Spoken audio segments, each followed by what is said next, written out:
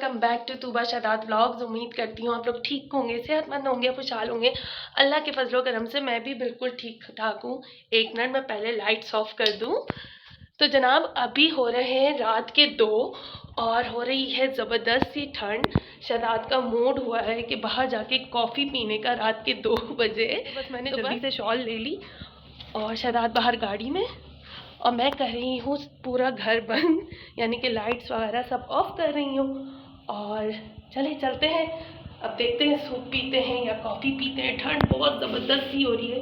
कराची में वैसे ठंड कम ही होती है, लेकिन जब कम होती है तो हम कराची वाले बड़ा एंजॉय करते हैं। तो चलिए चल के पीते हैं सूप और बाहर चलते तो हैं। बस जनाब हम आ गए थे यहाँ सूप पीने के लिए। ये हमारे घर के पास ही बहुत अच्छा सूप मिलता है यहाँ पे, तो हम बस वहीं पीने के लिए आ गए। तो यकीन करें हम इतनी लेट पहुँचे थे कि तकरीबन सारी चीज़ें उनके पास ख़त्म हो गई थी, लेकिन जो बचा कुचा था हमारे हिस्से में आ ही गया।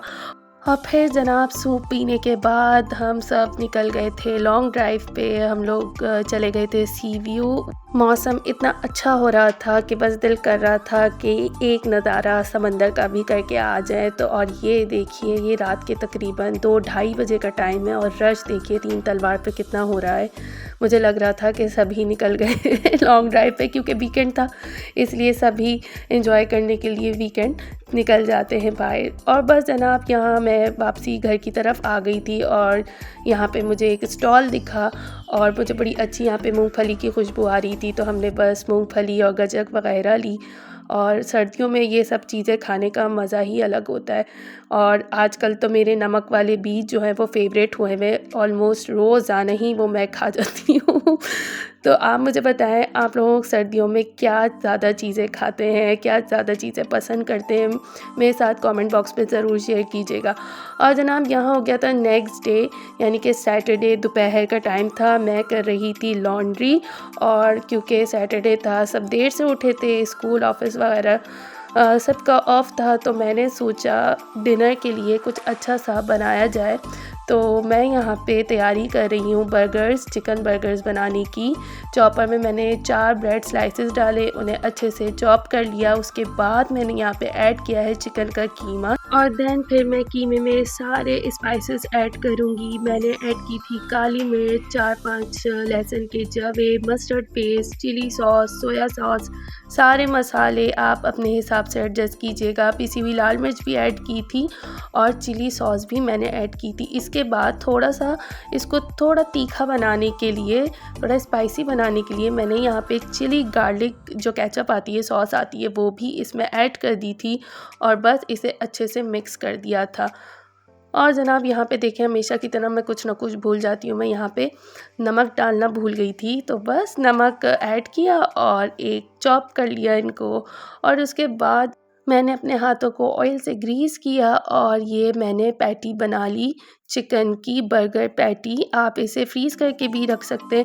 चिकन के पैटी मैंने बच्चों के लिए बनाई थी और अपने और शादात के लिए मैंने बीफ के बर्गर्स बनाए थे, सेम इसी प्रोसेस से। अब जनाब यहाँ पे चिकन पैटी को कोट करने की मैं तैयारी कर रही हूँ। मैंने ली है 2 बड़े खाने के चम्मच मैदा और सेम 2 बड़े खाने के चम्मच मैंने कॉर्नफ्लोर लिया है। आप इसमें मसाले वगैरह भी मिक्स कर सकते हैं, लाइक ऑरिगेनो, कुटी हुई लाल मिर्च, नमक वगैरह, लेकिन मैंने कुछ नहीं इसमें ऐड किया था, मैंने सिंपल रखा था। उसके बाद हम कबाबों को, यानी कि बर्गर पैटी को अच्छे से कोट करेंगे हम मैदे में। फिर उसके बाद यहाँ मैंने 2 अंडे लिए थे, उसे अच्छे से फेंट लिया था। अंडे में पैटी को डिप करेंगे और देन फिर हम कोट करेंगे इसे ब्रेड क्रम्स में। बस जनाब ये 3 स्टेप का प्रोसेस है और हमारी चिकन पैटी अच्छे से बन के कोट होके ये रेडी हो जाएगी।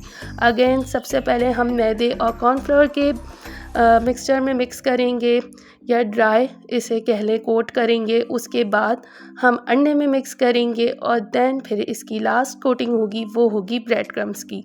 इसी तरह मैं सारे अपने बर्गर पैटी कोट कर लूँगी। बीफ का नहीं किया था क्योंकि बीफ मुझे ऐसे ही रखना था, ऐसे ही खाने का दिल कर रहा था, लेकिन चिकन पैटी को अगर इस तरह बना के खाएं तो एक बहुत अच्छा सा क्रंची सा फ्लेवर आ जाता है और मेरे बच्चों को इस तरह के बर्गर पैटी बहुत पसंद है, तो मैं इसी स्टाइल में बना रही थी। आप चाहें तो इसे ऐसे भी फ्राई कर सकते हैं, मैंने 2-3 ऐसे ही भी बगैर कोटिंग के भी फ्राई किए थे। और जनाब बर्गर्स का सबसे मेन हिस्सा, इसके बगैर बर्गर्स इनकम्प्लीट हैं, ये है फ़्रेंच फ्राइज़। तो बस मैं फ़्रेंच फ्राइज़ बनाने की तैयारी कर रही थी। यहाँ मैंने माशाल्लाह 2 केजी के करीब आलू ले लिए थे, उसे अच्छी तरह धो के और बस कट करने की तैयारी कर ली थी। और यहाँ पे मैं कर रही थी कोल्ड सैलेड की तैयारी, बंद गोभी कद्दूकस करके रखी और यहाँ पे मैं आलूओं को एक उबाल देने के लिए रखा। और जनाब ये बर्गर की सबसे ज़बरदस्त सी सॉस बनाने जा रही हूँ। ये मेरी फेवरेट सॉस है, आप ज़रूर ट्राई कीजिएगा। यहाँ मैंने लिया है 1 कप मायोनीज़ और मैंने यहाँ पे ऐड किया है मस्टर्ड पेस्ट और 2 बड़े खाने के चम्मच जो इस सॉस का सीक्रेट इंग्रेडिएंट है, तंदूरी मसाला शान का मैंने ऐड किया है। आप चाहें तो किसी भी ब्रांड का यूज़ कर सकते हैं या आप इसे बिल्कुल सिंपल भी रख सकते हैं। सिर्फ मायोनीज़ केचप लें और मिक्स करें और बर्गर्स पे लगा दें। लेकिन यकीन कीजिए आप तंदूरी मसाला ऐड करेंगे तो बहुत ही ये ज़बरदस्त सी सॉस बन के रेडी होती है। और अगेन यहाँ पे मैंने सॉस को थोड़ा सा तीखा करने के लिए, हम लोग थोड़ा स्पाइसी खाते हैं, आप चाहें तो आप भी ऐड कर लीजिएगा, नहीं तो स्किप कर दीजिएगा। यहाँ मैंने ऐड किया अगेन चिली गार्लिक सॉस और अच्छे से, बहुत अच्छे से मिक्स कर देना है और ये हमारी बर्गर सॉस बनके रेडी हो गई है। तो जनाब काम बहुत ज़्यादा था और शहजाद यहाँ मेरी हेल्प करने के लिए आ गए। शहजाद यहाँ पे कोल्ड सैलेड बना रहे हैं। जब भी काम बहुत ज़्यादा होता है और मुझे जल्दी जल्दी सारे काम निपटाने पड़ते हैं तो शहजाद इसी तरह मेरी हेल्प करने के लिए आ जाते हैं। स्पेशली जब कोई डिफरेंट चीज़ बनाए, मतलब देसी चीज़ों से हट के कोई चीज़ बनानी होती है तो शहजाद ज़रूर मेरी हेल्प करने खड़े हो जाते हैं। लाइक पिज़्ज़ा बना रही हूँ, बर्गर बना रही हूँ या कोई बिल्कुल डिफरेंट चीज़ बना रही हूँ तो शहजाद ज़रूर मेरी हेल्प कराते हैं। और जनाब यहाँ पे मैं फ्राई कर रही हूँ बर्गर पैटी या कबाब, ये चिकन के फ्राई कर रही हूँ। थोड़ी देर के लिए मैंने इनको सेटल होने के लिए फ्रिज में रख दिया था और जब ये सारी चीज़ें सेट हो गई तो बस ये देखिए हमारे चिकन पैटी कितने ज़बरदस्त फ्राई हो रहे हैं। बस दोनों तरफ से ये थोड़े थोड़े गोल्डन ब्राउन हो जाए तो बस आप इसे डिश आउट कर लें। साथ ही साथ मैं यहाँ पे कर रही हूँ बीफ पैटी फ्राई। और हमेशा बीफ का जो पैटी या कबाब वगैरह जो भी कह लें, इसे तेज़ आंच पे फ्राई कीजिएगा क्योंकि अगर आप इसको स्लो आंच पे फ्राई करेंगे तो ये बिल्कुल ड्राई हो जाएंगे और जूसी बिल्कुल भी नहीं रहेंगे।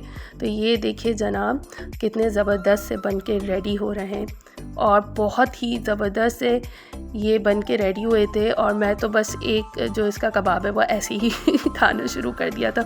यहाँ पे बस मैंने इसके ऊपर चीज़ के स्लाइस रख दिया था। आप चाहें तो आप ऐसे भी इसको सर्व कर सकते हैं, लेकिन मैंने कहा थोड़ी इस पे मेल्ट हुई हुई चीज़ अच्छी लगती है तो इसी वजह से मैंने सिर्फ 2 पैटीज़ पे चीज़ रख दिया था। तो जनाब यहाँ पे बस आ गई है बर्गर असेंबल करने की बारी और साथ ही साथ तेज़ आंच पे फ्राइज़ भी फ्राई हो रहे हैं और साथ ही साथ बहुत सारे काम कर रही थी। मैं बर्तन भी धोती जा रही थी, बर्गर भी असेंबल कर रही थी। हम सारी हाउस मेकर्स ऐसी ही होती हैं, सारे काम एक साथ चलते रहते हैं। और बस यहाँ पे मैं कर रही हूँ सॉस लगा रही हूँ बर्गर बन्स पे। बहुत अच्छे से भर भर के बन्स पे ये सॉस लगाएं, बहुत अच्छा इसका फ्लेवर आता है। उसके बाद आइसबर्ग यहाँ पे मैंने रख दिया है, आप सलाद पत्ता भी यूज़ कर सकते हैं, मेरे पास रखी हुई थी इसलिए ये मैंने इस पे रख दिया। और उसके बाद ये हमारा आ गया चिकन का पैटी और यहाँ पे मैं सीजनिंग डालना भूल गई थी तो फ़ौरन से ही मैंने पैटी हटाया और उसके बाद ये फलक का सीजनिंग बड़ा ज़बरदस्त सा आया है तो ये मैंने सोचा ट्राई करूं और इसका टेस्ट बहुत अच्छा था। तो बस जनाब यहाँ पे ये चिकन पैटी मैंने रख दिए, डाला है मैंने ये सीजनिंग और ये कम्प्लीटली ऑप्शनल है। उसके बाद ये मैंने लिया है चीज़ स्लाइस और उसके ऊपर अगेन यहाँ पे मैंने भर के सॉस लगाई है ताकि खाते हुए बिल्कुल भी ड्राई ना लगे और बहुत अच्छा सा फ्लेवर आए। इसी तरीके से सारे बर्गर्स को हम तैयार कर लेंगे। ये देखिए माशाल्लाह कितने ज़बरदस्त से बन के रेडी हुए हैं। सेम इसी तरीके से मैंने अपने सारे बर्गर तैयार कर लिए थे और यहाँ पे शहजाद मियाँ का मूड हुआ डबल डेकर बीफ बर्गर खाने का तो बस उन्हीं की ख्वाहिश पे मैंने यहाँ पे डबल डेकर बीफ बर्गर बना दिया और यकीन करें ये बहुत ही ज़बरदस्त सा बन के रेडी हुआ था। भर के इस पे मैंने सॉस डाली और ये शादात का ही आइडिया था, ऐसे सारे आइडिया उन्हीं को आते हैं। तो बस जनाब मेरा भी बहुत मूड हुआ तो मैंने अपने लिए भी एक बर्गर ऐसे ही बना लिया और ये देखिए हमारा बर्गर बोर्ड बन के रेडी हो रहा है और बहुत ही अच्छा लग रहा था। मैं काफ़ी दिनों बाद बर्गर्स वगैरह बना रही थी और चलता है कभी कभी, ऐसा होना चाहिए। बच्चों की पार्टी शार्टी इस तरीके से कर देनी चाहिए ताकि बच्चे भी मोटिवेट रहें, खुश रहें और अच्छे से पढ़ाई भी कर सकें। तो जनाब ये हमारे बर्गर्स विद फ्राइज़ और लीची ड्रिंक सब हो गया है रेडी। और उसके बाद मैंने सोचा कि मम्मा के घर जाने से पहले मैं अपना पूरा किचन समेट लूं और जो थोड़े बहुत फ्राइज़ रह गए थे वो भी फ्राई हो जाए। यकीन कीजिए सबसे मुश्किल काम पूरा किचन समेटना लगता है, लेकिन जब सिमट जाता है और साफ़ हो जाता है तो सुकून भी मिलता है। तो बस जनाब मैं यहाँ पे आ गई थी मम्मा के घर पे। मैं वेट कर रही थी अब्बू का कि अब्बू आ जाएं तो फिर सब साथ इकट्ठे बैठ के खाएं और हम अपना ये डिनर एंजॉय कर सकें। बस यहाँ पे बातें चल रही हैं और बस मैं बड़ी ये ज़ैनब का है देसी चटनी वाला। मतलब वो हरी चटनी वाला। ये देखिए अब्बू टेस्ट कैसा है? बहुत अच्छे। ये डबल डेकर बनाया है। ये रोशनाथ का। अब्बू के लिए मैंने अलग से वो बना दिया था, वो बगैर चीज़ का। हाँ, ये टूथपिक वाला। तो जनाब ये था आज का ब्लॉग। आप सबको कैसा लगा मुझे ज़रूर बताइएगा कमेंट बॉक्स में और मेरी वीडियोस को ज़्यादा से ज़्यादा शेयर कीजिए, लाइक कीजिए, सब्सक्राइब कीजिए और मुझे अपनी दुआओं में ज़रूर याद रखिए। इंशाल्लाह मिलते हैं जल्दी ही नेक्स्ट वीडियो में। तब तक के लिए मुझे दीजिए इजाज़त। अल्लाह हाफ़िज़।